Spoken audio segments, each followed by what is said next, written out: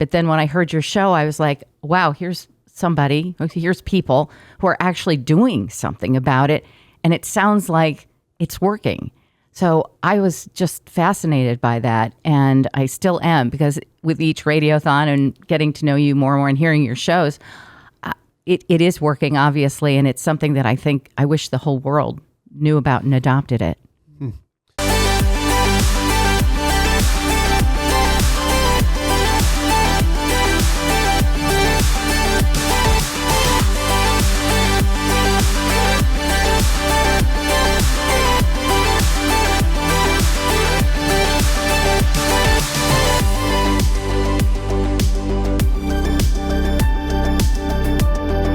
Show. I'm your host, Coach Seth, and I'm joined in studio with Coach Mia. Thank you, Seth. Welcome back. Thanks. I mean, you've been on the show, but it feels like you haven't been on the show with me because you weren't here. I don't know. It's just weird. It is weird. I had forgotten I was gone last week. Yeah. Okay. I mean, you were here by Zoom or whatever, but, it's nice to have you in studio, Mia. Thank you. I prefer to be in studio. And always fashionable. Always got some pizzazz, which we talked about this last week, a little bit about kind of our personal brand. Yeah, you put Jake and I on the spot. Put you and Jake on the spot. You guys put me on the spot too, so it's I'm equal opportunity. We've got a great show lined up for you. If you just tuned in, I want to encourage you to go to our website and check out the mission of 5-Star Life. We're on a mission to change culture. We do that all kinds of ways, targeting kids. And our website, 5starlife.org, is where you can go to learn more, get involved, donate. We're going to jump into the show because we've got a lot to cover. We do. We've got a special guest coming on soon. And just a reminder for those who are consistent listeners, you can listen anywhere that podcasts are streamed. You can also watch us on YouTube at The 5-Star Life. You can also join our newest platform partner, Your Home TV. So I encourage you to check us out there. All right. So we have a big announcement we made this week. We do. And it's been so fun to finally be able to talk about this because it's been 4 years in the making. And I, being the most positive person that I am, there were times that I just thought, man, is it really going to happen? Yeah, you never know, but for those who are on the edge of your seats waiting for us to talk about what we're going to talk about, 5-Star Basketball made a major announcement this week that we have a home, finally. It's at the Mishawaka Fieldhouse, and it is just a stunning state-of-the-art facility, 10 basketball courts. It is just amazing. So I encourage you on our website. We can probably link this if you're in YouTube. We'll put links to some of the news coverage we got this week because it kind of shows off the facility. It's amazing. So I really want to encourage you to check out what we have to offer. If you know kids that are playing basketball or interested in learning, I encourage our listening audience to go learn more about what opportunities we have starting in October. And if you could have seen our journey of, I think you said it on one of the shows was we were like gypsies. Yeah. We just, went from gym to gym and gosh, parents, thank you. I mean, they stayed with us. They believed in us. And that's not easy as a parent. Yes, I mean it's hard to build something when you don't have a home, and you have parents that they have practices at multiple facilities sometimes, and it's just not convenient. No, and times changed, and yes. Yeah. So our parents, kudos to them for just their commitment to their kids, and kudos to our coaches also for flexing. But that is a thing of the past. We have a home. And a lot of people have been asking, okay, so what is the point of 5-Star Basketball? I mean, the organization's been around for 20 years, but why basketball? Why sports? And my first thing that went through my head was John Wooden, the legendary UCLA coach, won more national championships than anybody in history. Probably nobody's going to get to I think it's 11. Nobody's going to beat that. But he said something profound. He said that sports don't build character. A lot of people think that, sports builds character. He said, no, on the contrary, sports don't build character. They reveal character. And he makes a valid point. There are just so many athletes out there at the highest levels that do not have character. They're not displaying character. They're displaying jacked up mindsets, jacked up realities. And so our kids are watching these high level athletes and flip a coin on whether what they're watching is role model worthy or not. And so to, Dr. Wooden's point, sports, it doesn't build character, it reveals it. Unless you're hyper intentional. And that's what when people say, why 5-star basketball? Because there's nobody else I know of that is hyper intentional at making sure that sports in the game of basketball actually builds character. So many life lessons, but who takes advantage of that intentionally? Right. And you and Bray shared, we've had moments where kids have the opportunity to, reveal character or build character. But our program, you can kind of speak into this a little bit more, but we do take the time. You know what? You don't have a coach just yelling at a kid. It's a talk. We sit down. Right. Yeah. And for those, just a disclaimer, when you watch our 5-star players play, if you're at an event somewhere in the nation and you're going to expect them to be perfect, that's not what we're claiming. We're claiming that our core, the way we train our coaches, how we run our practices, and what we're embedding into these kids' lives is character. So when they drop the F-bomb or throw the ball or throw a punch because they're upset, we don't just handle it like everybody else does. There's processes, there's conversations, there's accountability, right? Yeah. There's repercussions. And that's the part that we love, because those are the most powerful teachable moments where you have their attention. Whenever emotion is stirred up, you have an awesome opportunity to actually drive home a point and a life lesson that will stick with them long after the ball stops bouncing. And I think that's one thing that I love about who we are and what we do, because we take that same process in everything that we do. Right. SNAP, even kids coming out for innovative learning. There is a process. And you know what? If you act up, then you know what? There's a talk, there's consequences, we go through it, and it's not easy.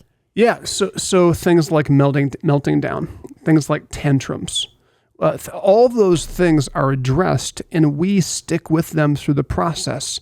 And this is not a Disneyland fairy tale-esque image. This is a battle. This is ugly. This is high emotions. This is coach, parent, kids, all in there together. And in the middle of it, it's super messy. It doesn't look like it's 5-star at all. It looks like it's 1-star.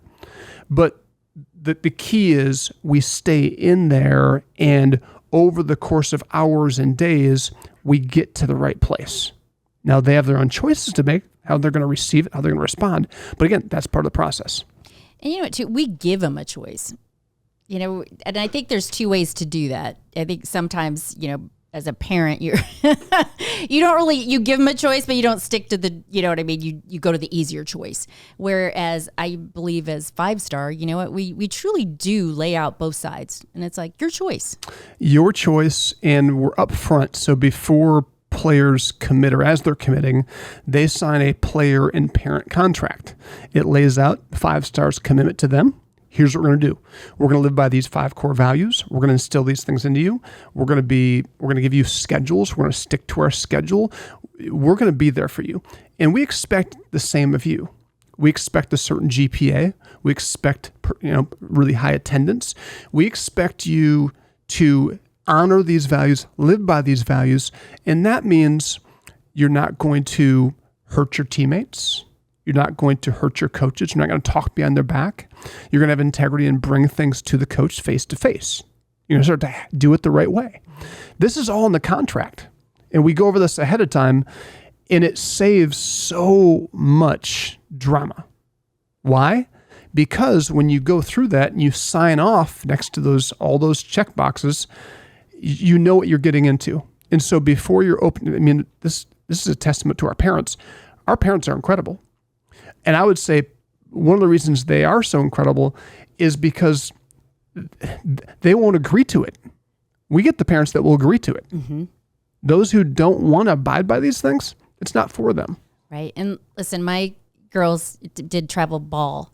And we never, our expectations were so low because you never knew. Like you just show up and you're kind of like, okay, what's going to happen now? Right. So, man, as a parent, that's just incredible. Yeah. So super excited. We also, it's high level basketball, and it's our curriculum, our values, our DNA, those two things. And what 10 courts allows us to do, Mia, is it allows us to really take our programs and expand them and reach way more kids, whether they're just starting out or whether they really want to play in college or in the NBA. So I could talk about this all day, but we got to take a break because we have some cool stuff coming up next. We'll be right back after this.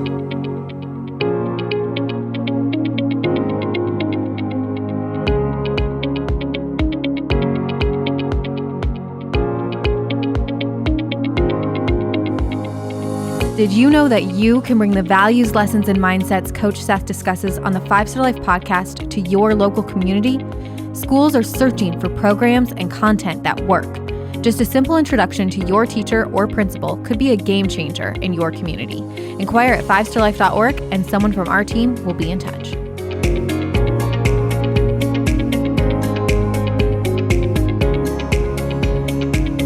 Welcome back to the 5 Star Life Show. I'm your host, Coach Seth, joined in studio with my co-host, Coach Mia. Hello, and we're sitting next to each other, which we never do. We are. It's fun. It's very fun. And we have a special guest in studio.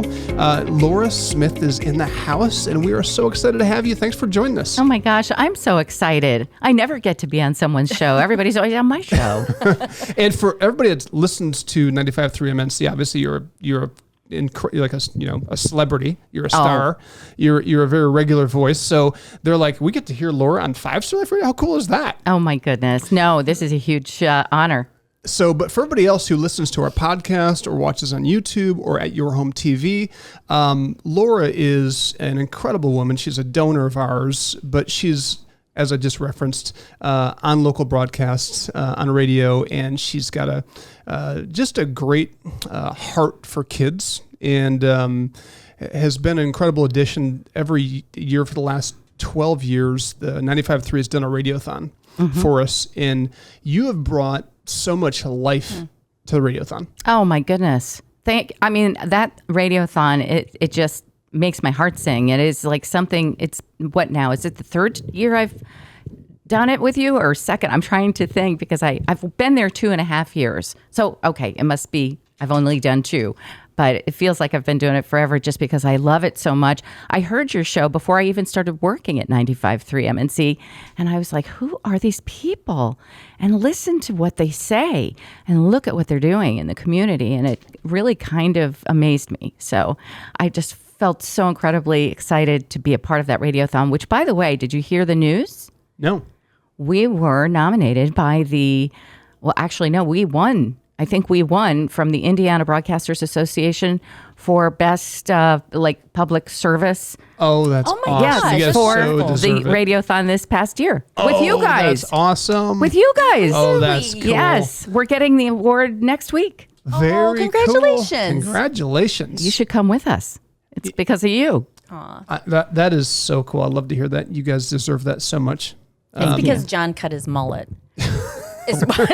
Unforgettable moment in time. John Zimney cut off his beloved mullet.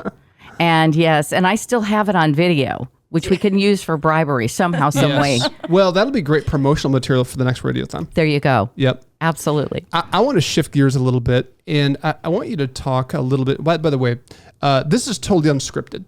So we didn't send Laura questions. She has no idea what we're going to ask her. So, but we like it that way because we want to just get to know you a little bit more. I want our listening audience to.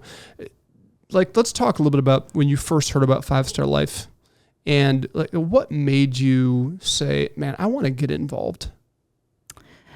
Well, everything that you were saying on that first radio show that I heard and the way you were talking about kids and the qualities and the values that you're teaching them.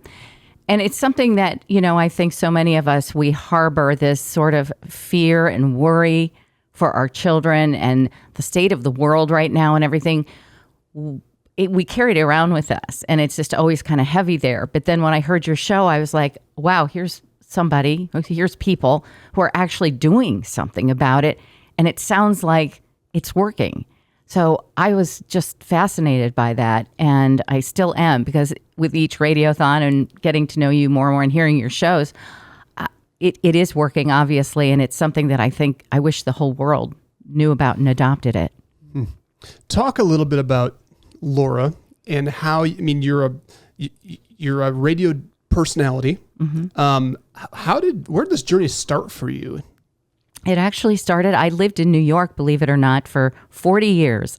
I went there for college to become an actress. I was a theater major, and then quickly realized that I really didn't have the gumption to stand in long lines in auditions for Broadway, for 8 hours a day, and then, to get up there and have them say, oh no, this part's not right for you or whatever. At that time I thought, what am I doing? So I was really searching, and I ended up having a daughter early. And so that changed also, not being able to be at rehearsals at night, because I was doing some community theater, and I was like, well, I can't do that with a baby anymore. And so I thought, what can I do that's going to give my desire to be performing somehow and to be creative, but work during the daytime? And the idea of radio came to mind, because I loved music and I loved also voiceovers.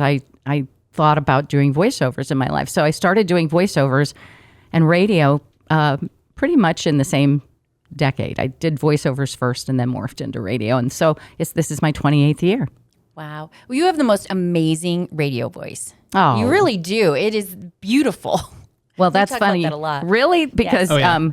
it's taken a lot to get here. I think I probably told you this story, but when I was in that college going for theater, I'll never forget the chairman of the whole department. They would give us sort of like these, you'd sit in front of a panel and they would tell you what you're doing right and wrong. And I remember the only two things that he told me, and I loved him so much. Jacques was his name. It was actually Jack, and he was from Texas. But he called himself Jacques. God rest his soul. God rest his soul. But he told me, he goes, first of all, and he had a British accent somehow, being from Texas. But first of all, you never bend your knees when you walk. And so he stood up and he did an impression of me the way I walked, and it was kind of, I sort of laughed, but I was kind of mortified. I was like, really? Do I look like that? And then he said, and you have the worst voice I've ever heard in my life. You must have some Midwestern twang of sorts. And I said, oh, really? I said, oh. And then I really took it to heart, and I said, he's serious. He's serious about this. I was like, really? Me? I have a Midwestern twang, I said. So I got serious about doing something about that. Not that there's anything wrong with a Midwestern accent or anything. I was living in Brazil most of my time growing up. And so it's funny that I had any accent at all. But I started to get to work on really lowering my tone so that I was speaking from my diaphragm and not from my nose. And then the rest is, 28 years of doing it, you kind of just morph into who you become, and that's it. Because you guys do too. You guys have wonderful radio voices. We don't. I don't think. I don't agree. I don't know about that, but I mean, that's a big compliment. Oh, I thought that the first time I heard the show, and I'm not just saying that. I was like, they both have something. Yeah, I'm a natural born mumbler, so it's a miracle that I'm on radio or TV or anything. So I'm with you. I had to work a lot at this. Okay, it is, and I'm still working on it because I get sped up. Like my natural voice in communication is like I get going really fast. So it's like I get these reminders like slow down.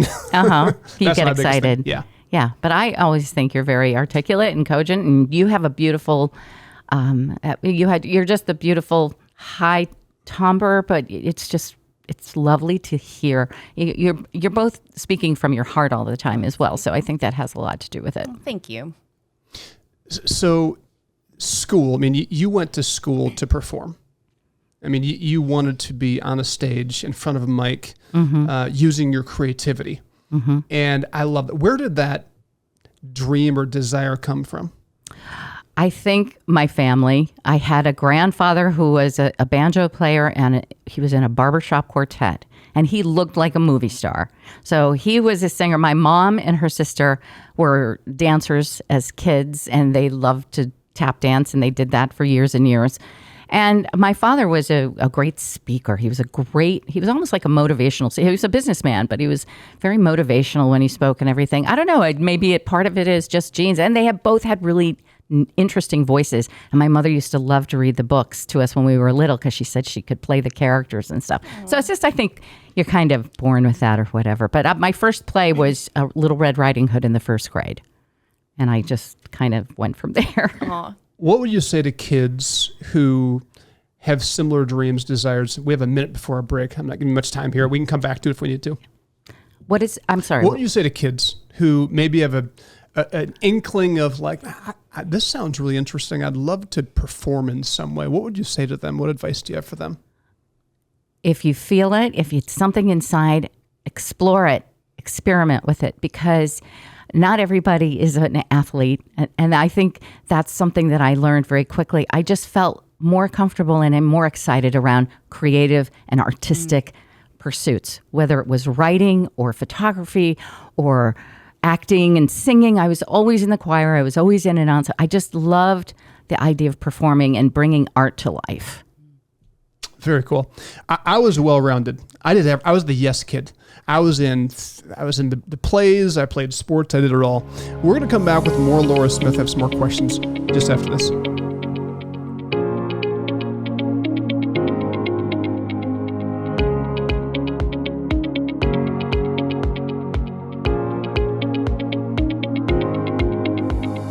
Five Star Life is a not-for-profit organization dedicated to changing the face of culture by changing kids' mindsets. Since 2005, we've impacted hundreds of thousands of lives thanks to the generous support of individuals, small businesses, corporations, and foundations. Are you interested in helping Five Star Life grow into all 50 states?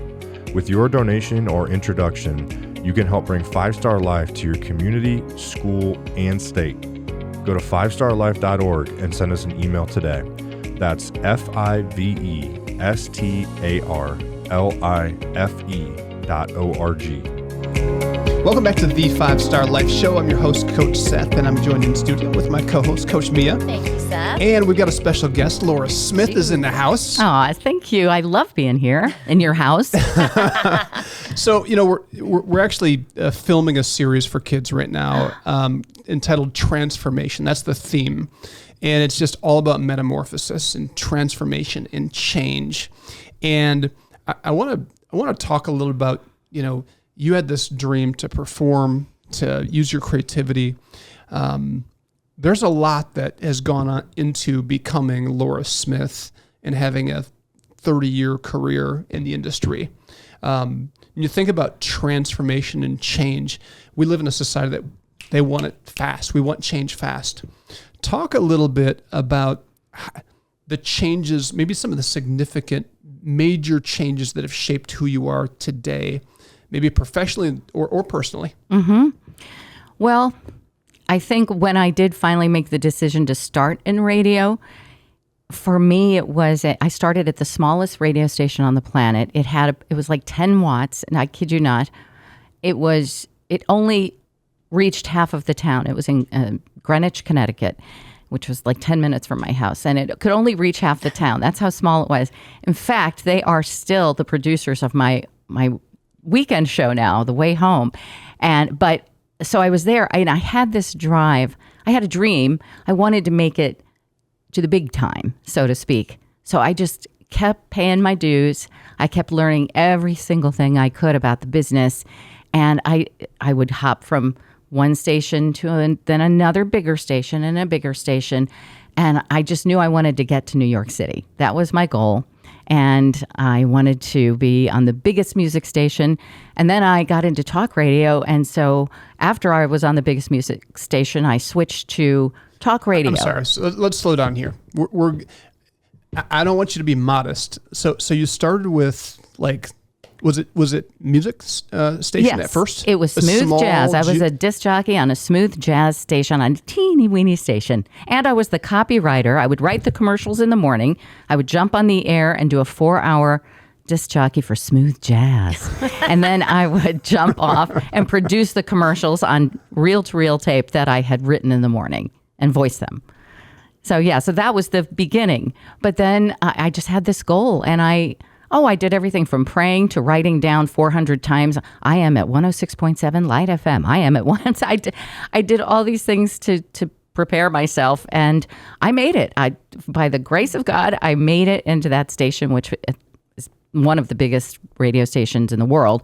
And then I made a decision that I wanted to be a program director because I wanted to have some input into how and what the station was airing and how it was being done. That felt creative to me. And so I put a little Post-it note up on my mirror in my bedroom, and I said, I am the program director or a program director at Sirius Satellite Radio. And I had that on my mirror for 3 or 4 years. And all of a sudden, I was looking for a job, and I saw in the want ads, I saw that they were moving a little tiny station in West Virginia to the big airwaves of Sirius Satellite Radio. And they were going to be in New York City now instead of West Virginia.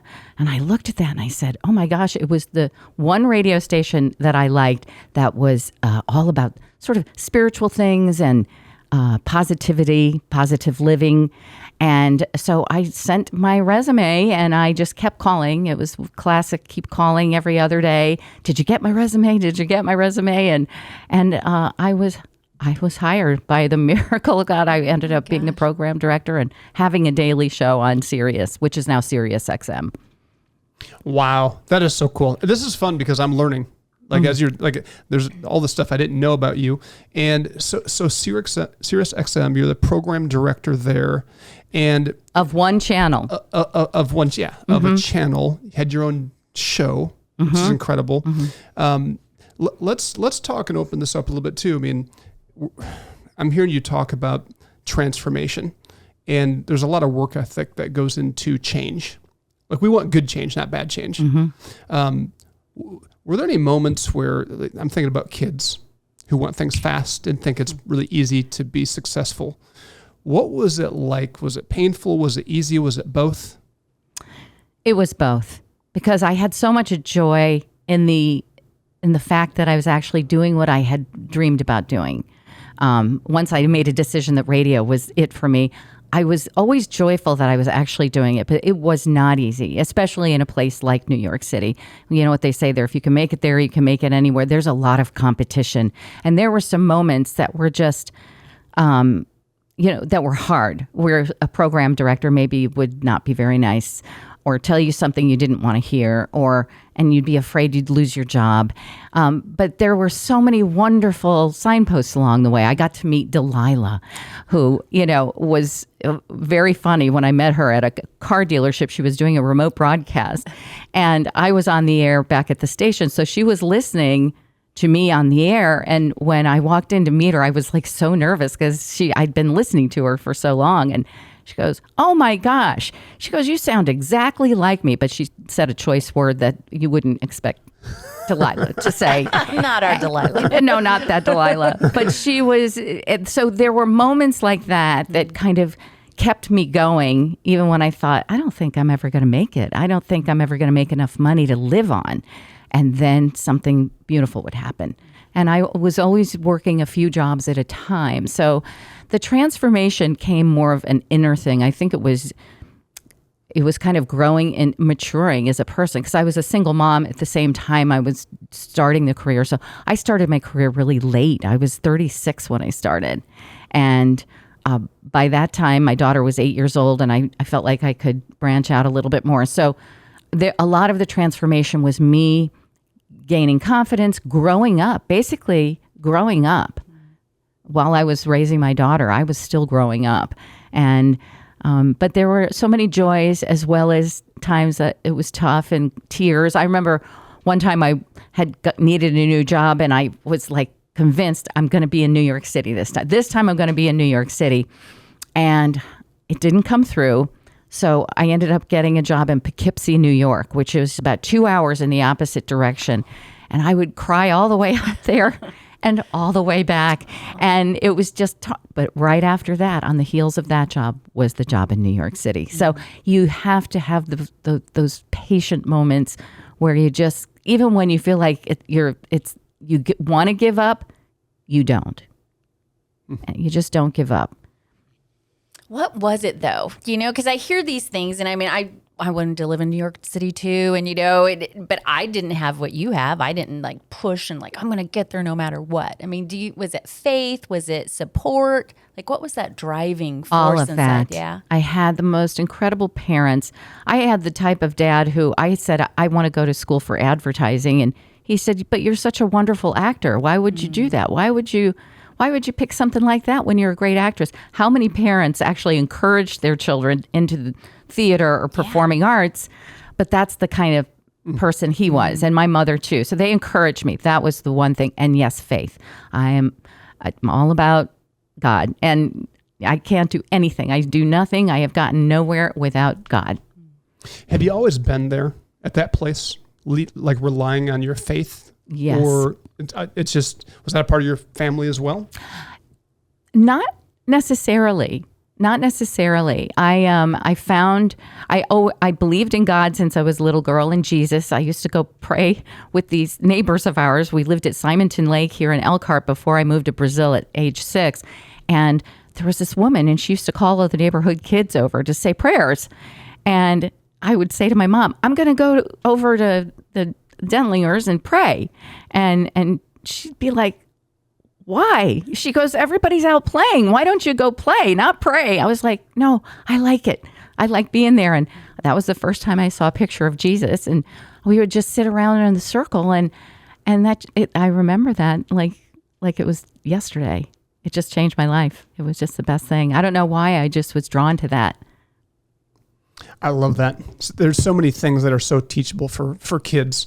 You talked about having this vision to be at SiriusXM and writing it out and visualizing it and speaking it. Mm-hmm. I think that's so powerful. And I think a lot of people think that's just kind of like a waste, or it's weird, or it's awkward, or it's pointless. Mm-hmm.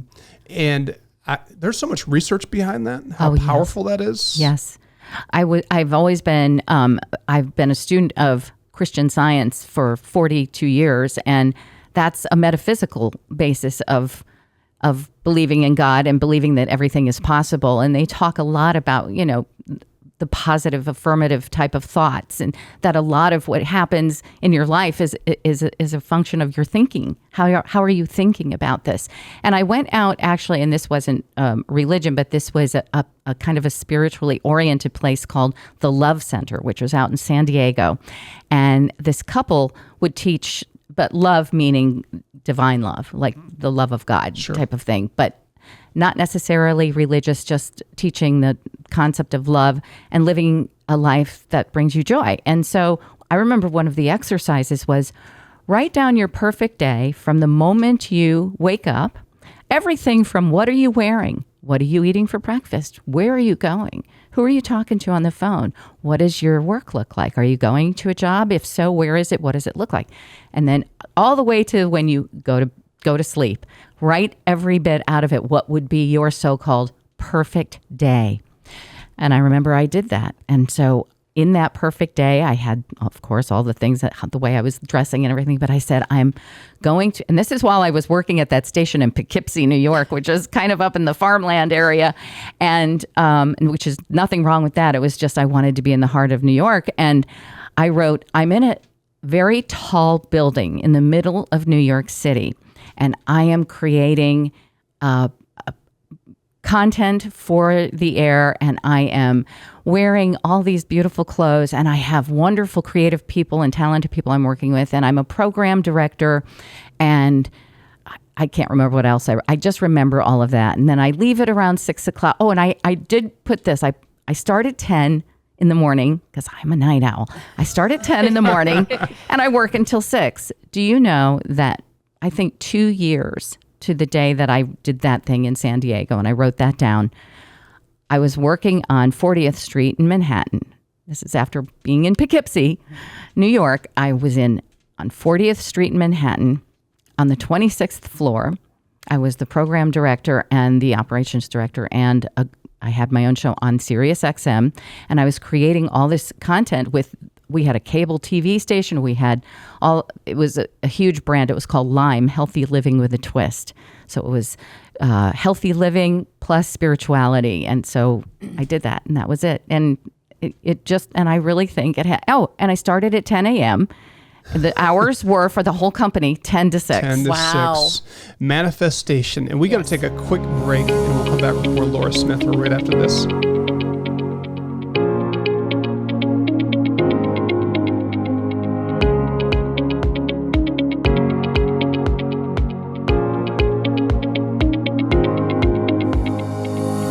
Five Star Life offers year-round programs for kids at our 350-acre training facility that we call Summit. These programs focus on 3 core components. First, each program includes lessons from our curriculum that targets kids' mindset. Secondly, each program teaches a skill like equine, archery, blacksmithing, basketball, fishing, boating, and many more.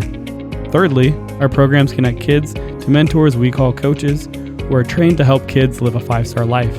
Go to 5starlife.org to learn more or sign up your kids. Welcome back to the 5-Star Life Show. Coach Seth here with my co-host, Coach Mia, and special guest, Laura Smith. Not a coach, perhaps, but You know, you are a coach right now because you just sharing what you've experienced. We talk about transformation and going from, the Midwest to New York City in a high-rise in Manhattan, program director at the highest level.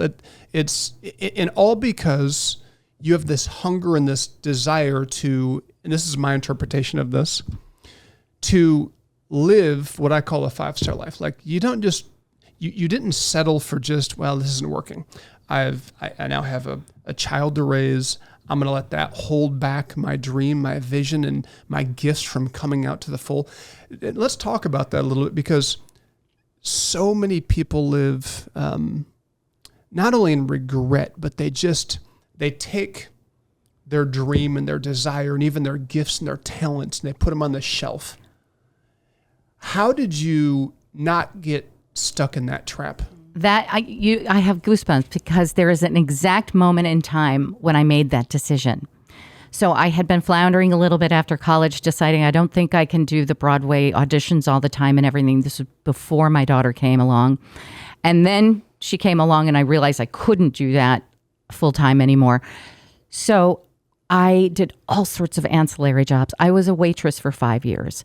I was a babysitter at a gym so that I could bring my daughter with me and so we could be together. I was a caregiver at a daycare.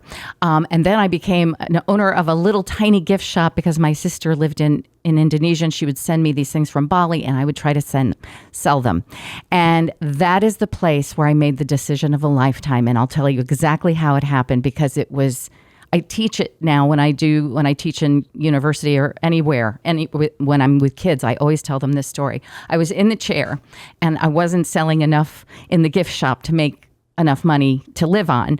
And so I picked up a newspaper, but that's back when they had newspapers, and I was going to get another waitressing job.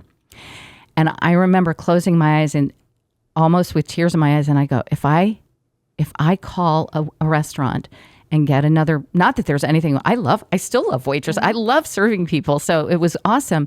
But I said, if I do that, I know I will never, ever follow my dreams. It'll always be my excuse that I had to fall back on it because I was a single mom and I had nothing else to do. And I closed my eyes and I said, Laura, pretend your fairy godmother, like from the Wizard of Oz, is here with her little magic wand. And she's asking you, if you could be anywhere, where would it be and what would you be doing?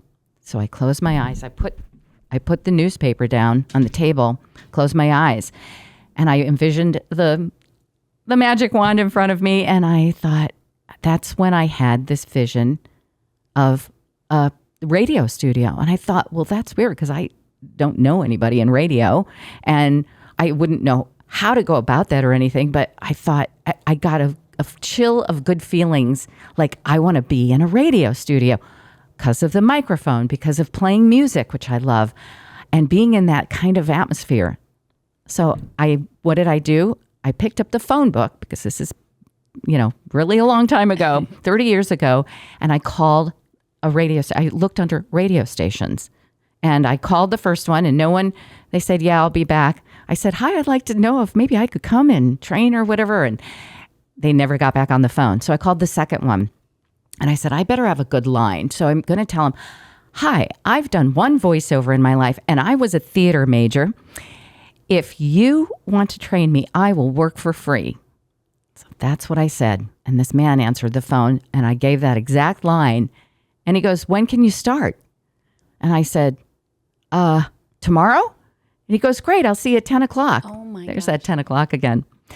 And so I went and he said, that's great. He goes, we can't let you work for free because that's illegal. Yeah, but Labor we'll laws. pay you $5 and you can clean the machines with the Q-tips and the alcohol and you can write some public service announcements or something and shadow the DJ in the afternoon and see what it's like and see if you like it. And 3 months later, I had a full-time job. Wow. And that was it. And I never waitressed again. I loved restaurants. Now I eat at them. But yeah, Wow. that Okay. was where it started. I wish we had more time because I have more questions to ask. How did you? So you didn't get stuck on the shelf with your gifts and your talents. But my question is, how did you make space to even come to the conclusions you were coming to? We live in such a fast-paced society that sometimes we're so busy and we have so much noise, we can't even hear our own thoughts. I spent a lot of time alone in that little gift shop because it was off the beaten path. And so I was in the quiet a lot and it really forced me to get real with myself. It really, you have to, I would say this to anybody, young kids and adults alike, you have to give yourself the space without electronics, without distractions, without noise, and be willing and courageous to sit in the quiet and hear what your heart's saying to you. Because when I was in that quiet, my heart was saying to me, you're not happy. You're not doing what you were put on earth to do, and you're settling. And it was only because I was got very quiet and very honest with myself. But it paid off. It's so worth it. And I like to always tell the young people, and when I was teaching in college too, give yourself that moment to really and truly get to know what your heart wants. And who are you? What do you want? But be quiet and be still, and you'll find out. So good. So well said. Man. Thank you so much for taking time to join us in studio and share this. This is really powerful. Wish we had more time. We'll have to bring you back for sure because I feel like we're scratching the surface. What a great show. I loved it. What a blessing to be here. You two are my heroes. And I know you are to thousands of children too. So this is just amazing for me. Thank you. You just crossed one off of my bucket list. Awesome. Well, again, we'll wrap this show up. So thank you so much for tuning in. Really encourage you to like this, subscribe to this if you haven't done it yet. Otherwise, we'll see you next week. Same time, same place.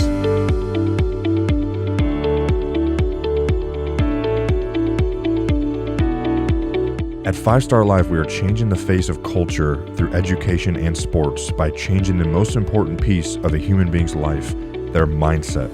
If you are interested in being a part of our journey, please visit 5starlife.org for more information on volunteer and donation opportunities.